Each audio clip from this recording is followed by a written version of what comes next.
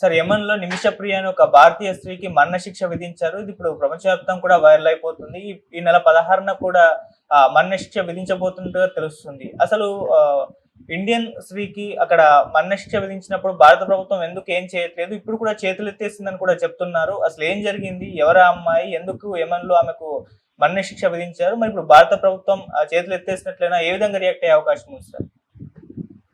ఈ టాపిక్ మీద గతంలో కూడా నేను 2-3 సార్లు చెప్పాను మన ఛానల్లో. అయితే ఇప్పుడు ఇది ఎందుకు చెప్పాల్సి వస్తుందంటే జూలై 16వ తేదీ ఈమెను చంపేస్తున్నారు అక్కడ. అంటే అక్కడ ఉరిశిక్ష అనేది లేదు. అక్కడ ఏందంటే ఆర్మ్డ్ స్క్వాడ్స్ ఫైరింగ్ చేసి చంపేస్తారు అన్నమాట, కాల్చి చంపేస్తారు. సో అది మరణ శిక్ష వేయడానికి రెడీ అయిపోయారు. చివరి అవకాశం వాళ్ళ ప్రెసిడెంట్, యెమెన్ ప్రెసిడెంట్ రిషద్ అల్ అలిమి, ఆయన మామూలుగా క్షమాభిక్షని ప్రసాదిస్తాడేమని అనుకున్నారు. కానీ ఆయన డిసెంబర్ 2024లో రిజెక్ట్ చేసేసాడు. సో ఇంకా ఆఖరి అవకాశం కూడా పోయింది. ఆమెను ఖచ్చితంగా అయితే ఇంకొక అంటే 16వ తేదీ అంటే 29, 7 రోజు 1 వీక్ టైం ఉంది. 1 వీక్లో ఆమెను చంపేస్తాము. దీన్ని ఇప్పుడు ఆపుతారా, చంపేస్తారా అన్న ఒక ఉత్కంఠ అయితే ప్రపంచవ్యాప్తంగా భారతీయులో నెలకొనింది. సో అసలు ఏంటి కేసు, దీనికి సంబంధించి ఎందుకు ఈమెకు మరణశిక్ష వేశారు, భారత ప్రభుత్వం దీనికి సంబంధించి ఇప్పటివరకు ఏం చేసింది, ఏమి ఎందుకు ఆపలేకపోయింది అనే విషయాల్ని మనం మాట్లాడుకుందాం. ఈమె నిమిషప్రియ, ఈమె నర్సు, కేరళ పాలక్కాడ్, ఈమెది 34 ఏళ్ళు. ఈమె భర్త, పాప ముగ్గురు కలిసి 2008లో యెమెన్లో సనా అనే రాజధాని యెమెన్కి వెళ్ళారు, సనాకి. అక్కడ 2014లో వాళ్ళ భర్త, పాప ఇండియాకి, కేరళకి తిరిగి వచ్చేసారు. ఈమె మాత్రం అక్కడ రాలేకపోయింది ఆర్థిక పరిస్థితుల వల్ల, అక్కడే ఉంది.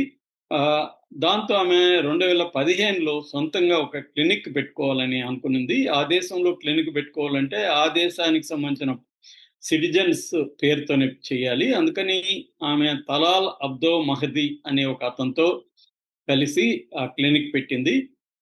పెట్టినాక అతనికి ఈమెకి మధ్య ఇబ్బందులు వచ్చాయి. అతను డబ్బులంతా కూడా అతనే ఎక్కువ లాగేసుకోవడం, ఈమెకి ఇవ్వకపోవడం, ఇవన్నీ గొడవలు వచ్చాయి. దాంతో ఈమె 2016లో అతని మీద కేసు పెట్టింది. కేసు పెడితే పోలీసులు అరెస్ట్ చేసి జైల్లో పెట్టారు. దాని తర్వాత జైలు నుంచి అతను కొన్ని నెలల్లో బయటకు వచ్చాడు. బయటకు వచ్చి ఇంకా ఈమెను వేధించడం మొదలుపెట్టాడు. ఈమె పాస్పోర్టు, మిగతా పత్రాలంతా లాక్కున్నాడు. సో ఇవ్వట్లేదు. దాంతో ఈమెకి ఏం చేయాలో తెలియట్లేదు. పోలీసులు ఏమో పెద్దగా పట్టించుకోవట్లేదు. దాంతో ఈమె ఏం చేసిందంటే ఇతనికి మత్తిచ్చేసి అవన్నీ లాక్కుందామని ఒక ప్లాన్ చేసింది. ఈమె నర్సు కాబట్టి. సో వేరే ఒక ఫ్రెండ్ సహాయం తీసుకొని ఆమె ఇతనికి మత్తు మందు ఇంజెక్షన్ చేసేసింది తెలియకుండా.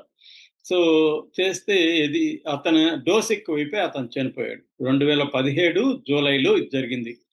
అతను చనిపోయాడు. దాంతో ఆమెకి ఏం చేయాలో తెలియదు. ఆమె చంపాలనుకోలేదు యాక్చువల్గా. తన సమస్యని సాల్వ్ చేసుకోవడానికి ఈ మార్గాన్ని ఎంచుకుంది. అయితే ఆమె బ్యాడ్ లక్, అతను చనిపోయాడు. దాంతో ఆ ఫ్రెండ్ సహాయంతో అతన్ని డెడ్ బాడీని తీసుకెళ్లి వాటర్ ట్యాంక్లో దాచిపెట్టింది. అయితే అది కొన్ని రోజులకి 2-3 రోజులకి వాటర్ ట్యాంక్లో ఉన్న విషయం బయటకు వచ్చింది. దాంతో ఈమెను అరెస్ట్ చేసి కేసు ఇచ్చేశారు. 2018లో ఆమె మీద కేసు నిరూపితమైంది. అది ఫైనల్గా 2020లో శిక్ష ఖరారైంది. అప్పటి నుంచి ఆమె జైల్లో ఉందన్నమాట. సో దీంతో ఇటు గవర్నమెంట్ రంగంలో దిగింది. కేరళలో ఉండే ఎన్జిఓస్ ఇవన్నీ రంగంలో దిగారు. హ్యూమన్ రైట్స్ వెళ్ళారు. Save Nimisha Priya international council అని ఒకటి ఏర్పాటు చేసి ఫండ్ కలెక్ట్ చేశారు. ఫండ్ కలెక్ట్ ఎందుకంటే ఈ గల్ఫ్ కంట్రీస్ లో షరియా లా అంటారు, ఇస్లామిక్ లా షరియా అంటారు దాన్ని. షరియా అనేది ఉంటుంది అనమాట. షరియా ప్రకారం ఏంటంటే వాళ్ళు మర్డర్కి మరణ శిక్ష వేసేస్తారు అనమాట. అంటే జనరల్ గా 2 రకాల క్రైమ్స్ అక్కడ గల్ఫ్ కంట్రీస్ లో మన వాళ్ళు చేసే క్రైమ్స్ 2 రకాలు ఉంటుంది. ఒకటి బ్లూ కాలర్ క్రైమ్స్ అంటారు. బ్లూ కాలర్ అంటే తప్పుడు పత్రాలు పెట్టడం, అట్లాంటి ఇమిగ్రేషన్కి సంబంధించిన క్రైమ్స్. రెండోది క్యాపిటల్ క్రైమ్స్ అంటారు. క్యాపిటల్ క్రైమ్స్ అంటే ఇటు ఎస్పినోజ్ అంటే అక్కడ పోయి గూఢాచారి కార్యక్రమాలు చేయడం, లేకపోతే హత్యలకు పాల్పడడం, ఇట్లాంటి వాటిని క్యాపిటల్ క్రైమ్స్ అంటారు. వీటికి మరణ శిక్ష ఉంటదన్నమాట. అయితే అక్కడ ఒక రూల్ ఉంది. దాన్ని దియా సిస్టమ్ అంటారు. DIYYA దియా సిస్టమ్ అంటే అర్థం ఏంటంటే, ఎవరినైతే మనం చంపామో వాళ్ళ ఫ్యామిలీకి మనం డబ్బులు ఇస్తే వాళ్ళు మనల్ని క్షమిస్తారు. పార్డనింగ్ అంటారు. ఆ క్షమిస్తే మనకి శిక్ష పడదన్నమాట. ఆ ఫ్యామిలీకి మాత్రమే దాన్ని ఆపే రైట్ ఉంటది ఆ దేశంలో. దీన్ని బ్లడ్ మనీ అంటారు. అంటే వాళ్ళ అడిగిన మనీ మనం ఇస్తే వాళ్ళు మేము క్షమిస్తున్నాం అని చెప్పి గవర్నమెంట్‌కి వాళ్ళు సబ్మిట్ చేస్తే గవర్నమెంట్ మనల్ని వదిలేస్తుందన్నమాట. అది ఆ రూల్ ఉందక్కడ. దీన్ని దియా సిస్టమ్ అంటారు. అట్లా వీళ్ళేం చేశారంటే మొత్తం ఆహ్, $44,00,000 డిమాండ్ చేసింది ఆ ఫ్యామిలీ. $4,00,000 అంటే మన రూపాయల్లో 3,42,00,000 ఇవాళ ఉన్న కరెన్సీకి. 3,42,00,000 ఇవ్వాలి. సో, దీంతో వీళ్ళేం చేశారంటే ఇందాక చెప్పిన సేవ్ నిమిష ప్రియ ఇంటర్నేషనల్ కౌన్సిల్ వాళ్ళు డబ్బులు కలెక్ట్ చేయడం మొదలుపెట్టారు. కలెక్ట్ చేసి వాళ్ళకి అడ్వాన్స్‌గా $40,000 ఇచ్చారు. 40,000 అంటే 34,28,000 ఇది ఇచ్చారనమాట. నిజానికి 3,00,00,000 ఇవ్వాలి. 34,00,000 ఇచ్చారు. ఆల్‌మోస్ట్ 10% ఇవ్వగలిగారు. మిగతాది ఇచ్చే పరిస్థితి ఇంకా లేదు. కొన్ని ప్రాబ్లమ్స్ వచ్చాయి డబ్బులకు సంబంధించి. దాంతో వాళ్ళు మేము క్షమాభిక్ష పెట్టమని ఫ్యామిలీ వాళ్ళు కూర్చున్నారు. యువతల ఈ అమ్మాయికి భర్తతో విభేదాలొచ్చి విడిపోయింది మధ్యలో. సో, భర్త లేడు, హెల్ప్ లేదు. తల్లి మాత్రమే ఉంది. తల్లి ఎవరెవరినో మానవ హక్కుల వాళ్ళని పట్టుకొని మొత్తానికి ఢిల్లీ హైకోర్టులో పిటిషన్ ఏసింది. ఢిల్లీ హైకోర్టు సెంట్రల్ గవర్నమెంట్‌కి ఈమె గురించి చెప్పింది. ఈమె డిమాండ్ ఏందంటే, నన్ను అక్కడికి పంపండి. నేను వాళ్ళ కాళ్ళ వేళ్ళ మీద పడతానని చెప్పింది. అప్పుడేందంటే, ఈ యెమెన్ అనేది హుతీ అనే ఒక రెబెల్స్ ఆధ్వర్యంలో ఉందన్నమాట. 2014 నుంచి హుతీస్ అంటారు వాళ్ళని. హుతీ ఆధ్వర్యంలో నడుస్తుందది. వీళ్ళు రెబెల్స్ మిలిటరీ పరిపాలన నడుస్తుంది. అందువల్ల మనకక్కడ ఎంబసీ గాని, మనకి యెమెన్‌తో సంబంధాలు గాని లేవు మన ప్రభుత్వానికి. అందువల్ల మన ట్రావెల్‌ని గూడా ఆపేసింది. సో, హైకోర్ట్ చెప్పడం వల్ల ఈమెకి పర్మిషన్ ఇచ్చారు. ఈమె అక్కడికి వెళ్ళింది. వాళ్ళని ప్రాధేయపడింది గానీ వాళ్ళు దయ చూపలేదు. సో, ఇప్పుడు మన ప్రభుత్వం గూడా సీరియస్‌గానే ట్రై చేసింది గానీ ఫెయిల్ అయింది. ఎందుకంటే నేను ఇందాక చెప్పినట్టుగా ఎంబసీ లేదు. సౌదీ ఎంబసీ నుంచి అక్కడ పనిచేయాల్సిన పరిస్థితి. ఆ హుతీలు మన మాట వినట్లేదు. అందువల్ల ఇబ్బందులున్నాయన్నమాట.